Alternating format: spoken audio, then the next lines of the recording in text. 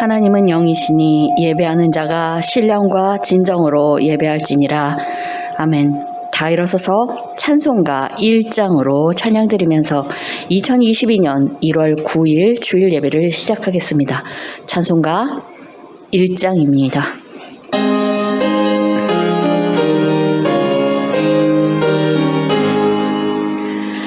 만복의 근원 하나님, 온 백성 찬송 드리고 저천사여 찬송하시. 찬송 성부 성자 성령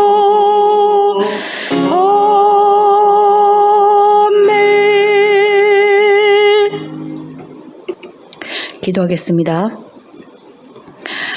사랑과 은혜가 충만하신 하나님 아버지, 저희들 이 아침에 주님 앞에 나와 아버지의 거룩하신 이름을 소리 높여 찬양합니다.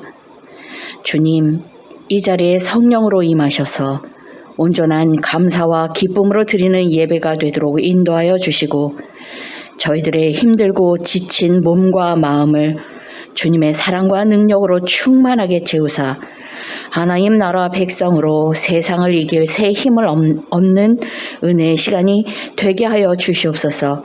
이 모든 말씀 예수님의 이름으로 기도합니다. 아멘.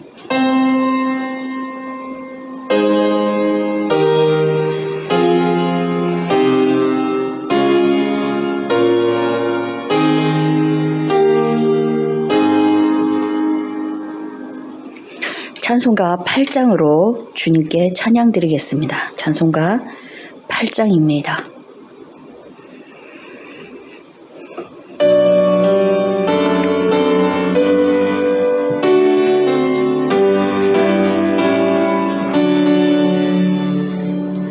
거룩 거룩 거룩 전능하신 주님, 이른 아침 우리 주를 찬송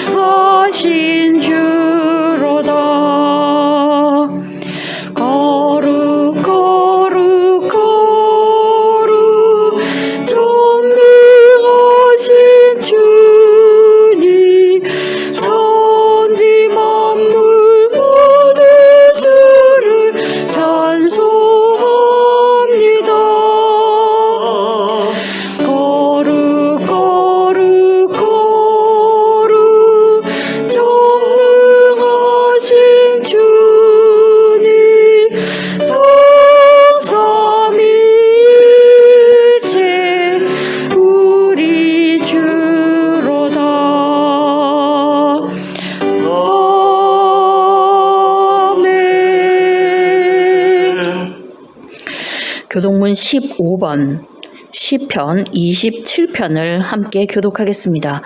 교독문 15번, 시편 27편입니다.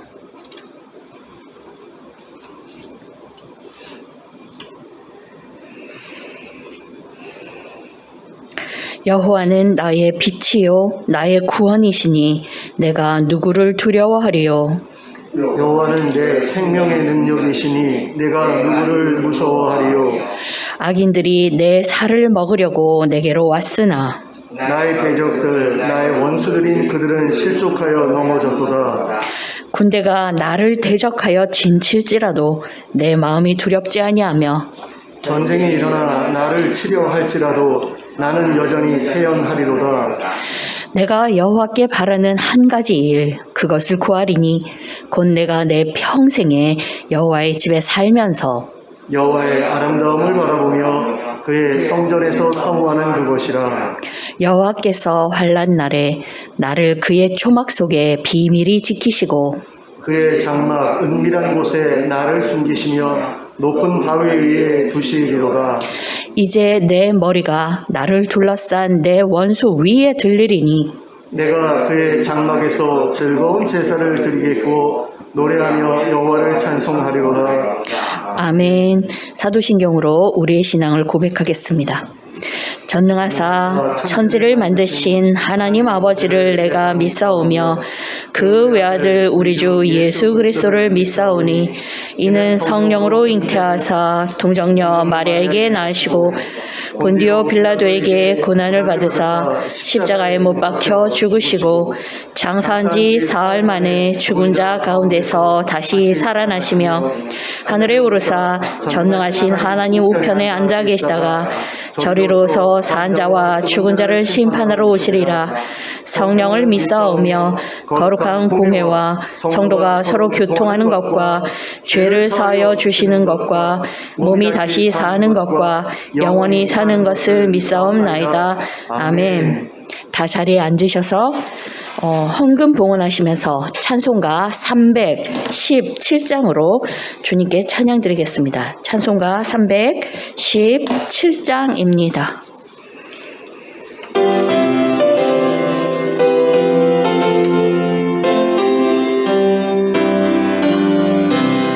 내 주 예수 주신 은혜 안 없건만 내 주 앞에 이 적은 것 다 드리니 주 예수여 내 정성을 받으소서. 주 날 위해 보배로운 피 흘리사 그 귀하신 생명까지 다 주시니 이 천한 몸이 생명을 왜 아끼랴.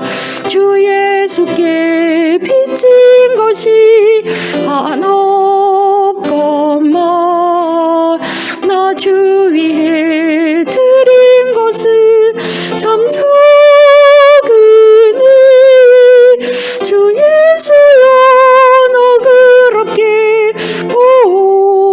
보소서. 날 위하여 십자가에 피 흘리신 주 예수의 은혜로서 인치시고 내 모든 것 주 예수여 삼으소서. 주 날 위해 그 귀하신 몸 버리사 이 배로 사셨으니 내 생명도 주 예수께 바칩니다. 아멘. 이 시간은 김정현 목사님께서 우리를 위하여 대표 기도해 주시겠습니다. 네, 함께 기도하겠습니다.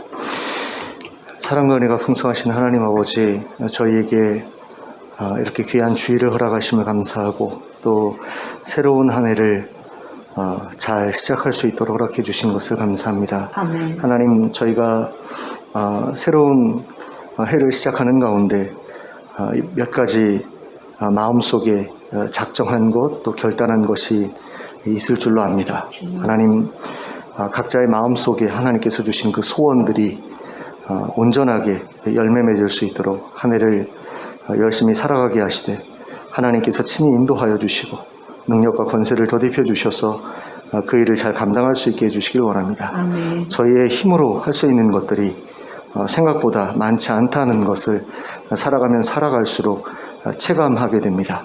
하나님의 도우심이 없으면 해결할 수 없는 문제들이 너무나 많이 우리 성도들의 삶에 찾아오고 또 그런 가운데서 의지할 분은 오직 하나님뿐이라는 사실을 점점 더 깊이 깨달아가게 됩니다. 하나님, 그런 깨달음이 우리의 삶을 하나님을 더 의지하는 삶으로 바꿔놓기를 원하고 하나님께 더 간절히 구하면서 하나님과 동행하기를 힘쓰는 삶으로 바꾸어 놓기를 원합니다. 하나님, 저희가 저희 뜻대로 결정하고 또 계획 세우고 실천하는 많은 것들 가운데 정말로 하나님 앞에서 의미 있는 것이 무엇인지를 고민하게 하시고 또 영원히 가치 있는 것이 무엇인지를 고민하게 하시면서 하나님, 정말 그 영원한 가치를 위해서 힘쓰게 하여 주시옵소서. 하나님 나라를 항상 마음속에 두고 그 나라에서 내가 어떻게 살아갈 사람이 될 것인가를 고민하게 하시고 또 그 나라에 들어가서 하나님께서 맡겨주신 일을 감당하기 위해서 내가 또 어떻게 이 땅에서 훈련받아야 될까를 고민하는 저희들 되게 하여 주시길 간절히 원합니다. 많은 사람들이 젊어서는 가족들을 위해서 열심히 일하고 나이 들어서는 젊었을 때 열심히 일했으니 이제는 좀 쉬어야 되겠다라고 생각하면서 하나님, 완전히 구분된 그런 삶을 살아가는 것을 봅니다. 젊었을 때 일한 것에 대한 보상을 노년이 되어서 다 누리고 싶어하는 그런 모습들을 보는데 하나님, 그 노년 이후에 새로운 또 세상이 펼쳐진다는 사실을 우리가 기억하면서 그것을 준비하기 위해서 절대로 우리가 긴장을 놓아버리지 않는 그런 삶을 살 수 있기를 원합니다. 그렇다고 해서 과도하게 우리가 일에 묶여 살아가는 것, 분주하게 살아가는 것 하나님 기뻐하시지 않겠지만 그러나 주변에 힘들고 어려운 사람들이 있는데 그들에 대한 관심을 끊고 오직 나만 위해서 젊었을 때의 보상을 위해서만 살아가는 그런 삶이 되지 않도록 하나님 붙들어 주시옵소서. 그래서 한결같이 부지런하고 성실하고 또 주변 이웃들을 돌아보는 그런 삶이 되게 하여 주셔서 하나님 나라에 합당한 사람으로서 부족함이 없도록 저희를 이끌어 주시고 그 모습이 하나님 앞에 귀하게 보여서 하나님, 정말 하나님 앞에 서는 날까지 평안하게 눈을 감는 그날까지 하나님, 저희가 하나님의 특별한 돌보심 안에 있게 하여 주시기를 간절히 원합니다. 하나님께서 다윗을 바라보셨던 것처럼 저희도 그렇게 마음에 합한 자로 바라봐 주시기를 원합니다. 그러기 위해서 저희가 하나님의 뜻을 계속해서 알아가고 그 뜻에 저희의 삶을 맞춰가기 위해서 힘쓰게 하여 주시길 원합니다. 하나님, 코로나로 인해서 많은 어려움들이 있습니다. 경제적인 어려움들이 있어서 고통받고 있는 분들이 있는데 주변에 그런 분들이 있으면 우리가 어떻게 해서든 조금이라도 도울 수 있도록 저희의 마음과 저희의 손을 하나님께서 움직여 주시길 원합니다. 그리고 겨울이라 난방이 부담스러워서, 경제적으로 부담스러워서 힘들어하고 계시는 분들도 있는데 그분들도 우리가 도울 수 있는 그런 길을 찾게 해주시기를 원합니다. 하나님, 또 우리 교회 안에는 힘들고 어려운 분이 없는가를 또한 저희가 돌아보게 하시고 그분들을 또 어떻게 도울 것인가를 고민하며 살아가게 하여 주시기 원합니다. 교회 안에 아픈 분들이 몇 분이 계십니다. 많은 그런 통증과 또 고통과 또 괴로움 속에서 하나님 투병하고 있는 그런 우리 성도님들을 돌봐주시기를 원합니다. 찾아가 주셔서 만나주시고 위로해 주시고 격려해 주시고 또 치유해 주시고 회복시켜 주시고 건강하게 해 주셔서 정말 세상에서 살아가는데 더 이상 육체의 연약함이 고통이 되지 않게 하여 주시기를 원합니다. 또 정신적인 고통, 감정적인 괴로움 때문에 힘들어하는 그런 분들도 있습니다. 하나님, 한 분 한 분 찾아가 주셔서 또한 위로해 주시기를 원합니다. 하나님께서 항상 함께 곁에 머물러 계시면서 함께하고 계시다는 사실을 기억하게 하시고 거기서 위로받게 하시고 또 격려받게 하여 주셔서 세상을 살아가는 것이 괴로운 일이 되지 않을 수 있도록 하나님 도와주시기를 원합니다. 그 마음에 위로를 주시기를 원합니다. 또 코로나가 지금 만연한 가운데 있는데 우리 성도님들의 안전을 지켜주시기를 원합니다. 하나님 코로나에 감염되는 분들 생기지 않도록 하나님께서 보호해 주시고 감염되더라도 손쉽게 떨쳐낼 수 있도록 하나님 도와주시기를 원합니다. 그래서 누구도 그 코로나로 인해서 죽거나 또는 후유증으로 고통받는 그런 분들이 생기지 않게 해주시기를 원합니다. 또 성도님들 가운데 경제적으로 어려운 분들 없도록 하나님께서 그들의 모든 일들을 형통하게 하나님께서 해결해 주시고 인도해 주시기를 원합니다. 그리고 해외에 나가서 사역하고 계시는 많은 선교사님들 가운데에도 하나님 코로나 때문에 많은 사역에 위축이 있고 또 고통이 있고 괴로움이 있는데 하나님 그분들도 하나님께서 찾아가 주셔서 만나 주시고 위로해 주시기를 원합니다. 그리고 그들과 동역하여 주셔서 여전히 성장하고 또 복음을 널리 선포하는 그런 일들 가운데 열매가 풍성할 수 있도록 도와주시길 원합니다. 세상은 점점 살아가기 힘들어지고 있습니다. 나라는 발전을 했고 또 국제적인 위상도 높아졌지만 우리 국민들의 삶은 왜 그렇게 힘들게만 느껴지는지 모르겠습니다. 빈부격차가 너무 커져서 그런 것일 수도 있겠고 여러 가지 뭔가 문제가 있는 건 같은데 그 문제가 어떤 문제인지를 우리가 정확하게 또 짚어내기가 쉽지 않은 가운데 있습니다. 하나님께서 이 나라를 기억해 주시고 또 좋은 지도자를 허락해 주셔서 이 나라가 하나님의 뜻 가운데 온전한 그런 모습으로 세워져 갈 수 있도록 도와주시고 하나님 나라와 비슷한 나라가 될 수 있도록 하나님 이끌어 주시길 원합니다. 그래서 국민들 모두가 국가에 대해서 좋은 감정을 가지고 정말 국가를 위해서 내가 헌신해도 그것에 대해서 전혀 아깝게 생각하지 않을 수 있는 그런 나라가 될 수 있게 해주시길 원합니다. 하나님 저희 교회를 하나님께서 예배하는 교회로 세우셨고 또 하나님과 동행하는 교회로 세우셨는데 하나님 이런 어떤 의식적인 예배도 예배지만 하나님과 동행하는 그런 삶의 예배도 잘 드리는 저희 교인들 성도들 될 수 있도록 하나님께서 인도해 주시길 원합니다. 정말로 하나님 나라를 자기 가정과 교회에서 세워나가기 위해서 힘쓰는 성도들로 이 교회가 채워지게 하여 주시고 그래서 누구나 이 공동체에 발을 들이며 가족과 같은 그런 친밀함을 느낄 수 있는 그런 교회가 될 수 있도록 더 변화시켜 주시고 더 좋은 교회 될 수 있도록 인도해 주시길 원합니다. 하나님 저희가 예배 가운데 하나님의 임재를 경험하기를 원합니다. 하나님의 음성 듣기를 원합니다. 하나님께서 역사하시는 것을 경험하기를 원합니다. 이 자리에 찾아와 주시옵소서. 성령으로 임하여 주시옵소서. 그래서 저희의 마음을 만져주시고 또 저희에게 말씀하여 주실 때에 저희의 마음이 그 말씀으로 감동하게 하시고 그 감동을 하나님 삶의 실천으로 이끌어갈 수 있도록 도와주시옵소서. 저희가 드리는 찬양과 기도를 기쁘게 받아주시고 또 예물도 기쁘게 받아주시옵소서. 그래서 많은 분들에게 우리가 드린 그런 예물로 또 섬길 수 있도록 도와주시고 그럼으로써 많은 사람들이 하나님의 그 선하심을 교회를 통해서 맛보는 그런 일들이 풍성하게 해주시기를 원합니다. 하나님 예배의 시종을 하나님께서 친히 주관하시고 역사하시기를 간절히 원합니다. 성령으로 일하시는 것 보게 하여 주시옵소서. 예수님의 이름으로 기도하였습니다. 아멘.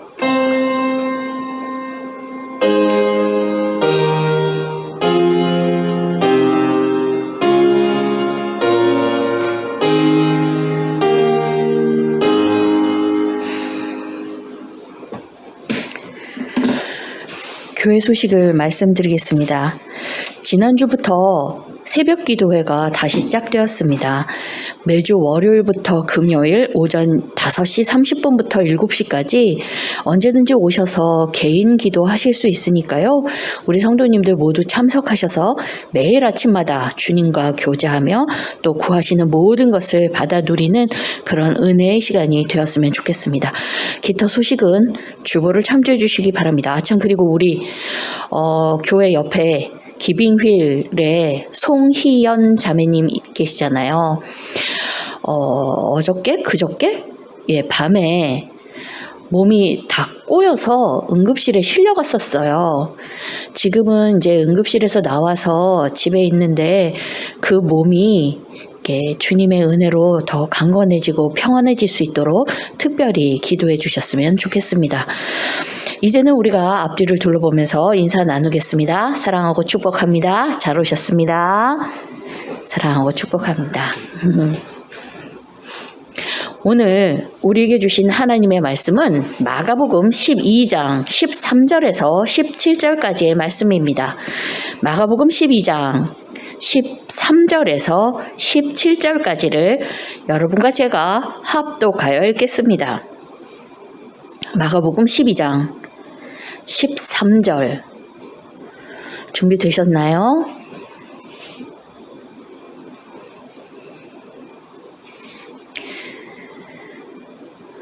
네, 같이 읽겠습니다. 시작.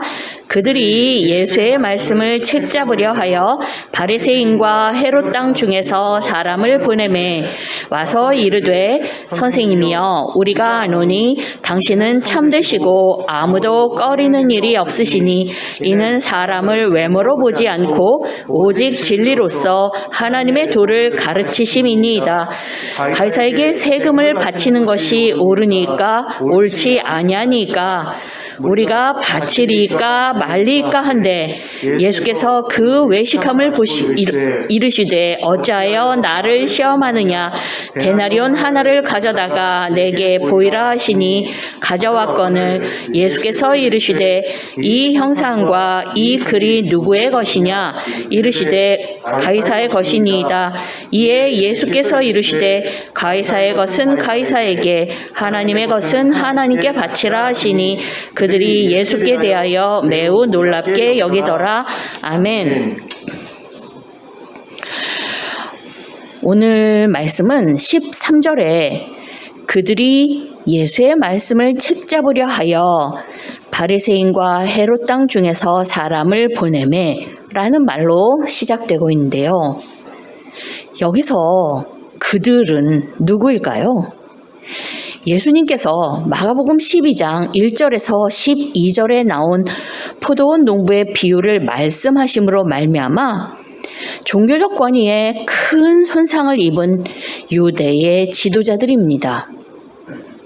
그들 곧 대제사장과 서기관들과 장로들은 예수님으로 인하여 자기들의 종교적인 권위가 크게 실추되었을 뿐만 아니라 성전에 버려놓은 재물장사의 방해를 받게 되자 예수님을 죽이기로 결정하고 그 방법을 모색하고 있던 중이었습니다. 그래서 그들은 예수님을 책잡아 죽이기 위해서 세 가지 질문을 가지고 나오는데 그중 첫 번째 질문이 오늘 본문인 것입니다. 그러면 그 첫 번째 질문은 무엇입니까? 14절에서 보는 바와 같이 가이사에게 세금을 바치는 것이 옳으니까 옳지 아니하니까 하는 것이었습니다. 그러면 로마의 세금을 바치는 문제가 어떻게 예수님께 올무가 될 수 있는 것일까요? 이것을 이해하기 위해서는 당시 유대가 처한 정치적인 상황을 살펴봐야 합니다. 당시의 유대는 로마의 식민지였습니다. 그래서 유대는 로마의 지배를 받는 한 로마 황제에게 세금을 냈었어야 합니다. 그러니까 유대인으로서 로마에 세금을 낸다는 것은 로마 황제를 자기들의 지도자로 왕으로 인정한다라는 의미가 되는 것입니다. 그렇기 때문에 하나님 나라 백성이라는 정체성을 가진 유대인으로서는 이것은 아주 견딜 수 없는 고통이 되는 것이죠. 게다가 로마에서 요구하는 세금의 액수도 만만치 않아서 대부분 유대 백성들은 경제적으로 매우 힘든 삶을 살고 있었습니다.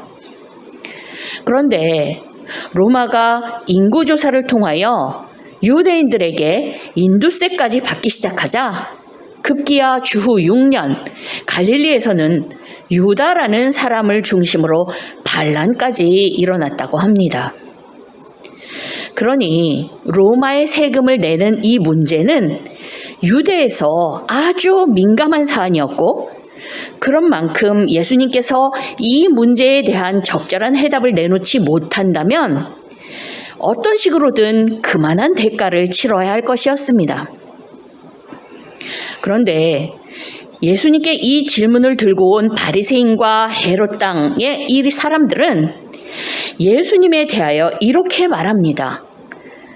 당신은 참되시고 아무도 꺼리는 일이 없으시니 이는 사람을 외모로 보지 않고 오직 진리로서 하나님의 도를 가르치십니다.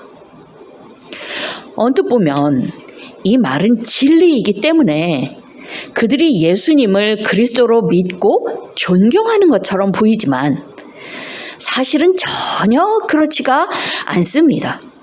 도리어 13절에서 보는 바와 같이 예수님을 책잡기 위해 던진 위선적이고 비열한 술책에 지나지 않는 것이죠.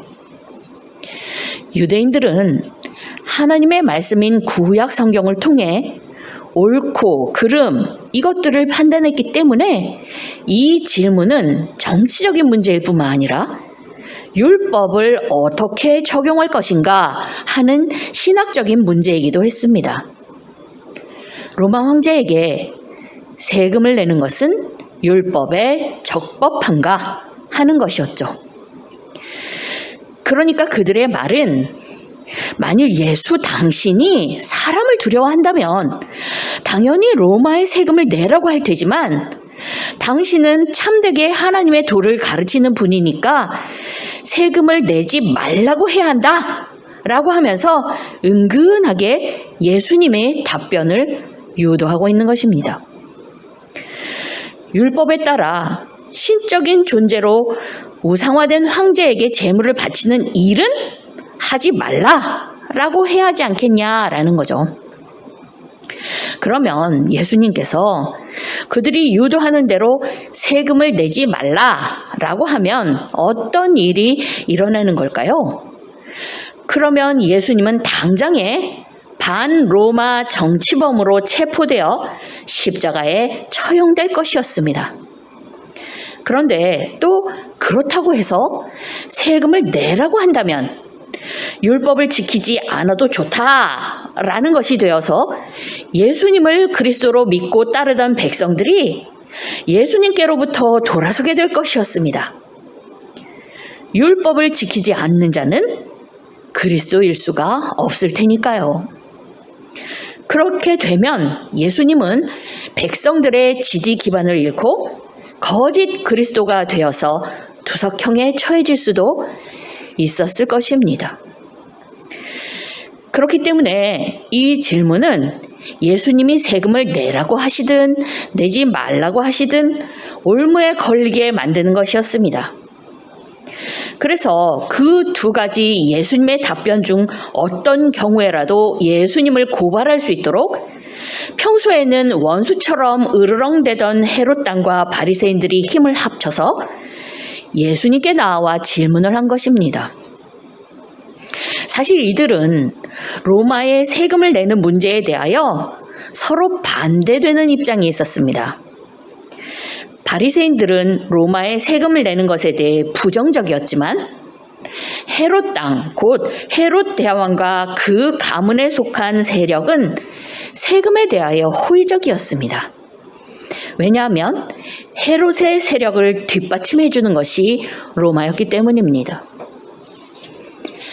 그런데 예수님을 제거하면 로마에 붙어서 재물 장사를 하고 있던 헤롯 땅은 자기들의 비즈니스를 방해하는 골칫덩어리 하나를 없애는 것이 되고, 바리새인들은 예수님께 빼앗겼던 백성들의 존경과 지지를 되찾을 수 있어서 모두에게 유익이 된다는 계산이 서자 이제까지와는 달리 이 두 무리가 한편에 서서 예수님을 공적으로 삼은 것입니다. 이것을 보면 그들이 예수님을 지금 얼마나 위협적인 인물로 생각하고 있는지 알 수 있고, 또 그것은 그만큼 당시에 예수님이 가지신 영향력이 얼마나 컸는가라는 의미도 되는 것입니다. 그러면 예수님께서는 그들의 이 민감한 문제에 대해서 무엇이라고 대답하셨을까요? 15절에 나와 있는 바와 같이 예수님은 그들의 외식함과 당신을 시험하고 있다는 것을 다 아셨음에도 불구하고 데나리온 하나를 가져다가 내게 보이라 하셨습니다. 예수님은 그들의 질문에 대하여 데나리온이라는 은전을 통해서 답변하시고자 하신 것입니다. 데나리온은 당시 로마의 세금을 내는 데 사용됐던 로마의 은화입니다. 화폐 가치로 따지면 당시 일용직 노동자가 하루 품삯으로 받는 액수였다고 하는데 그 은전에는 가이사의 얼굴과 신성한 아우구스투스의 아들 티베리우스 아우구스투스 황제라는 글씨가 새겨져 있었습니다. 근데 이것은 로마 황제를 신적인 존재로 간주하는 글씨와 형상이었기 때문에 10계명 중 제2계명에 저촉되는 우상숭배적인 성격을 띠고 있는 것이었죠. 그래서 에센파와 같이 철저한 유대인들은 그 은전을 만지는 것도 거부했고 대부분의 유대인들은 로마에 세금을 내는 경우를 제외하고는 이 은전의 사용을 가능한 한 피했을 것입니다. 그런데 예수님께서 이 은전을 보여달라고 하시자마자 놀랍게도 이 질문을 가져온 헤롯 당과 바리새인들은 곧바로 그것을 예수님께로 가지고 왔습니다. 그것은 그들이 로마 황제의 얼굴이 새겨진 이 은화를 여하튼 사용하고 있었다라는 것을 의미하는 것이고, 그런 만큼 그들이 자기들이 말하는 만큼 하나님께 대한 믿음이 철저하지 못했다라는 것을 증명하는 것이었습니다. 이러한 사실은 예수님께서 바리새인과 헤롯 당이 가져온 은화를 보시고 그들과 나누신 문답에서 더 확실해집니다. 16절입니다. 예수께서 이르시되 이 형상과 이 글이 누구의 것이냐? 그들이 대답합니다. 가이사의 것이니이다. 그러니까 그들은 자신의 입으로 우상 숭배적인 성격을 가진 은화를 가지고 있었다라는 것을 말하면서 자기들이 주장하고 견지해왔던 그만큼 그 믿음을 지키지 못했다라는 것을 거기 모인 많은 백성들 앞에서 자인한 셈이 되는 것이죠. 그런데 예수님은 그들이 그 은화를 사용하는 것에 대해서 문제 삼지 않으십니다. 뿐만 아니라 예수님은 17절에서 보는 바와 같이 가이사의 것은 가이사에게, 하나님의 것은 하나님께 바치라 하고 말씀하셨습니다. 그러면 가이사의 것은 가이사에게, 이 말씀은 무슨 뜻일까요? 그들의 생각처럼 로마의 세금을 바치고 우상 숭배를 해도 좋다라는 말씀인 것일까요? 언뜻 이 말씀은 로마의 세금을 내라 하는 말로 들릴 수 있지만, 그렇다고 하여서 거기에 로마 황제를 주인으로 삼으라 라는 그런 의미까지 들어있는 것은 아니었습니다. 예수님은 그 질문을 들고 온 바리새인과 헤롯 당에게 데나리온 하나를 가져오게 하심으로써 그들을 비롯하여 거기 모여있던 모든 사람들에게 데나리온에 새겨진 신성 모독적인 형상과 글씨를 주목해서 보게 만드셨습니다. 그리고 가이사의 것은 가이사에게 라는 말을, 이 더러운 물건을 원래의 주인에게 돌려주어라 하는 뉘앙스로 말씀하신 것입니다.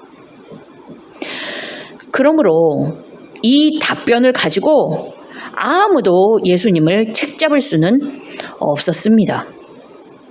표면적으로 보면 세금을 내라 하는 말씀으로 들릴 수 있지만, 또 그 안에는 신성 모독하는 로마 황제를 경멸하는 느낌이 딱 들어있어서 딱히 어느 쪽이라고 결정할 수도 없고 어느 쪽으로 해석해도 다 말이 되었기 때문입니다. 그리고 이 말씀은 또한 당시로부터 200년 전 마카베오가 시리아에서 반란을 일으킬 때 내건 슬로건, 그것을 생각나게 하는 말씀이었습니다. 당시 마카베오는 이방인들에게는 응당한 몫을 갚아주고 율법의 명령에 순종하라 라는 슬로건을 내세웠었는데, 그것은 이방인들에게는 그들이 사용한 폭력을 그대로 사용해서 되갚아주고, 즉 복수하고, 하나님께는 순종하라 라는 의미였던 것입니다. 이것은 유대인이라면 누구나 다 알고 있는 슬로건이었습니다. 우리가 대한독립 만세 이것을 다 알고 있는 것처럼요. 그래서 예수님께서 하신 가이사의 것은 가이사에게 라는 말씀을 들은 유대인들은 모두 이 슬로건을 떠올렸을 것이고, 그렇기 때문에 이 말씀은 로마의 세금을 내서 우상숭배의 죄를 저질러라 라는 의미가 아니라 도리어 하나님 대신 이 나라의 왕이 되어 다스리는 로마 황제를 내쫓자 라는 유대인들만 알아들을 수 있는 비밀스러운 슬로건처럼 들렸다라는 것입니다. 그러나 이 경우에라도 그 말씀에서 직접적으로 드러나는 반란의 혐의는 없습니다. 왜냐하면 그 말씀에 있는 그대로 해석하면 로마의 세금을 내라 라는 뜻으로 들렸기 때문입니다. 그런데 그보다 더 중요한 것은 예수님의 그 말씀, 하나님의 것은 하나님께 바치라 하는 말씀입니다. 그러면 이 말씀은 무슨 뜻일까요? 가이사의 것은 가이사에게 라는 말씀에서 데나리온에 새겨진 형상이 로마 황제이기 때문에 그것을 로마 황제의 것이라고 했다면, 하나님의 것이란 하나님의 형상을 닮은 사람, 하나님의 형상이 새겨진 사람이라고 보는 것에 무리가 없을 것입니다. 그러므로 하나님의 것은 하나님께 바치라 이 말씀은 하나님의 형상을 따라 지음받은 사람은 모두 하나님의 것으로 자기의 마음과 목숨과 힘을 다하여 하나님을 경배해야 한다라는 것입니다. 그러니 이 말씀을 듣고 있던 헤롯 당과 바리새인들은 아마도 화들짝 놀랐을 겁니다. 왜냐하면 헤롯 당은 재물 장사를 통해 얻는 경제적인 유익을, 바리새인은 백성들로부터 얻는 권력과 명예를 우상으로 섬기면서 하나님만을 경배하고 잊지 못하다 하는 자기들의 죄를 날카롭게 지적받았기 때문입니다. 그러나 하나님의 것은 사람에 국한되지 않습니다. 하나님께서는 이 세상을 지으신 창조주이시기 때문에 이 세상의 모든 것은 다 하나님의 것입니다. 그러므로 로마 황제와 또 그가 다스리는 로마 제국도 하나님의 소유라는 것입니다. 이것은 당시 유대인들이 가지고 있던 생각을 훌쩍 뛰어넘는 것이었습니다. 유대인들은 창조주 하나님을 믿는다고 하면서도 자기들만이 선택된 하나님의 나라요, 하나님의 소유라고 생각했습니다. 그러나 실상은 이 세상 모든 것들이 하나님의 주권적이고 구원하시는 통치 아래에 있다라는 것입니다. 그렇기 때문에 하나님께서 때때로 그 구원의 경륜 가운데 이방의 통치자들을 세워서 사용하신다면 하나님의 백성들은 그러한 하나님의 경륜을 이해하고 세속 권력에 대한 의무를 충실히 이행해야 합니다. 왜냐하면 로마서 13장 1절의 말씀과 같이 이 세상의 모든 권세는 하나님께로부터 나오는 것이기 때문입니다. 그러나 만일 세속 권력이 타락하여 하나님을 대적하고 그 뜻에 거스르는 바를 백성들에게 요구한다면 그럴 땐 우리는 어떻게 해야 하는 걸까요? 당연히 하나님 나라의 백성들은 세속 권세자들의 요구를 거절하고 하나님의 말씀에 순종하기를 선택해야 하는 것입니다. 왜냐하면 하나님 나라의 법이 세상 나라의 요구보다 우선하기 때문입니다. 그러나 세속 권세자들의 요구를 거절할 때라도 결코 그들과 똑같이 폭력으로 맞서서는 안 됩니다. 왜냐하면 예수님의 십자가로 보여주신 하나님의 방법은 폭력이 아니기 때문입니다. 그러므로 하나님 나라의 백성들은 예수님을 본받아 오직 믿음과 소망으로 기도하며 하나님의 말씀에 순종하는 비폭력적인 방법으로 세상에 저항해야 합니다. 그리고 세상과 구별되는 성결함과 사랑으로 이 세상에 하나님의 나라를 펼쳐 보여줌으로써 세상을 설득해야 하는 것입니다. 예수님께서 친히 다시 오셔서 모든 것을 새롭게 하실 그날을 바라보고 인내하면서요. 이제 말씀을 맺으면서 저는 한 가지 질문으로 여러분께 도전하려고 합니다. 여러분은 하나님의 것을 하나님께 드리고 계신가요?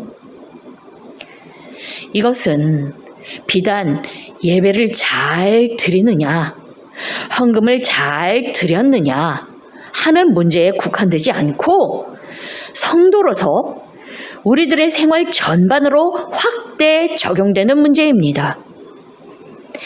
주님께서 우리를 불러 맡기신 곳, 가정과 직장과 마을과 나라, 그곳 그 상황 안에서 우리가 우리 몸을 하나님이 기뻐하시는 거룩한 산 제사로 드리고 있는지, 아름다운 순종의 열매를 맺고 있는지 돌아보자라는 말씀입니다.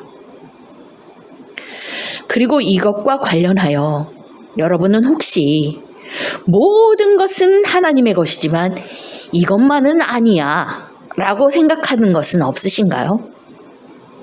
어떤 분은 그것이 돈일 수 있고, 어떤 분은 자녀일 수 있고, 또 다른 분은 자기 자신의 꿈이나 명예나 권력일 수 있고, 또는 어떤 것을 해결하는 지혜나 방법일 수도 있고, 궁극적으로는 자기 자신일 수도 있습니다. 만일 여러분에게 하나님의 소유에서 따로 떼어놓고 내 거라고 주장하는 어떤 것, 어떤 영역이 있다면 빨리 돌이키시기를 촉구합니다. 왜냐하면 그런 것이 있을 때에 우리는 하나님께 전적으로 순종할 수 없고 도리어 그것으로 인하여 시험이 와서 심한 경우 어쩌면 우리는 주님을 떠나 멸망길로 들어설 수도 있기 때문입니다. 바라기는 우리 새생명교회 성도들은 모두 이 세상 모든 것이 하나님의 것이요 나 자신도 하나님의 형상을 닮은 하나님의 것인 줄 명심하고 나를 부르신 그곳 그 상황 안에서 하나님께 순종하는 거룩한 산 제사를 드려 하나님의 것을 하나님께 바쳐드리는 참 믿음의 자녀, 참 하나님 나라 백성들이 다 되시기를 예수님의 이름으로 축원합니다. 기도하겠습니다. 하나님 아버지께서만이 이 세상 모든 것을 지으신 주인이시오 다스리시는 왕이신 것을 고백합니다. 오늘 이와 같은 주님의 귀한 말씀을 저희들에게 주셨사오니 저희들 자신을 포함한 모든 것이 주님의 것임을 알고 때마다 일마다 오직 순종하여 하나님의 것을 하나님께 돌리는 거룩하고 충성된 하나님 나라 백성들이 다 되도록 성령으로 주시옵소서. 이 모든 말씀 예수님의 이름으로 기도합니다. 아멘. 이제 모두 일어서서 찬송가 331장으로 주님께 찬양 드리겠습니다. 찬송가 331장입니다.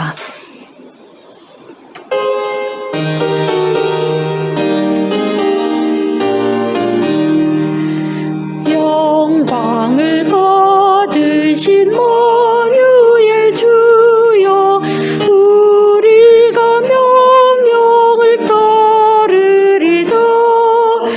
베푸신 은혜를 감사히 알고 진실한 마음으로 섬기겠네. 구주의 은혜 주시는 대로 영원히 받들어 섬기겠니. 찬송하겠네, 찬송하겠네. 생명을 주시는 구주로다. 구주를 높이고 잘 공경하여 온유한 마음으로 섬기리다. 주 예수 안에서 즐거워하여 충성을 다하여 섬기겠네. 구주의 은혜 주시는 대로 영원히 받들어 섬기겠네. 찬송하겠네, 찬송하겠네. 생명을 주시는 구주로다.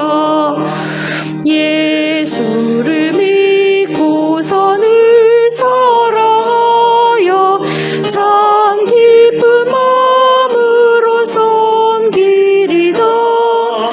온 마음을 드리고 늘 순종하여 구주를 영원히 섬기겠네.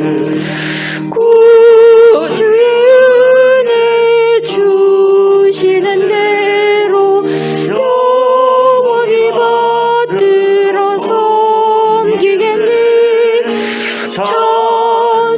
찬송하겠네, 찬송하겠네. 생명을 주시는 구주로다. 아멘. 함께 기도하겠습니다. 주 예수 그리스도의 은혜와 하나님 아버지의 극진하신 사랑하심과 성령의 교통하심이 이 세상 모든 것이 하나님의 것이요 나 자신도 하나님의 형상을 닮은 하나님의 것인 줄 명심하고 나를 부르신 그곳 그 상황 안에서 하나님께 순종하는 거룩한 산 제사를 드려 하나님의 것을 하나님께 바쳐드리는 거룩하고 충성된 하나님 나라 백성들이 되기를 소원하는 모든 성도들과 그 가정과 나라 위에 함께 있을지어다. 아멘.